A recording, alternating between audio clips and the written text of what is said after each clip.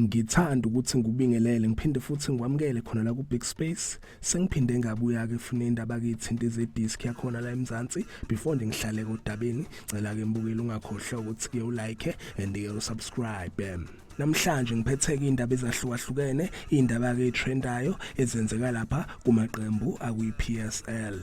Ngizoqala ke la ngendaba ke ithinta ezama transfer, indaba ke ithinta iKaizer Chiefs naye ke lapha umdlalo waseTanzania odlalela ke lapha iAzam FC obelinkwe nayo ke iKaizer Chiefs. I-journalist yezebhola la khona ke la eAfrica uMickey Junior useveze ke ezinye ke indaba eziphuma lapha kwiAzam FC mayelana ke lapha nomdlalo wabo uFaisal Salam, umdlali ke obelokhe elinkwe nawo ke lapha amakhosi. iAzam FC iveza ukuthi ke yagcina ukukhuluma neKaizer Chiefs ngonyaka odlule ngenkathi ke iKaizer Chiefs ikhipha ke lapha ioffer ke ka $300,000 for yena ku Faisal Salam and le offer ke bayi rejecta. Bathi ke iKaizer Chiefs ayiphindanga ke yabuyela kubona enalezi indaba ke lokho ke trend ukuthi ke bona ke bazoba nemeeting nayo ke lapha iKaizer Chiefs kuloke leli viki esikulona zingamanga. So zinjalo ke mbukeli, iAzam FC ibicacisa ke la ukuthi ke bona bagcina ukukhuluma neKaizer Chiefs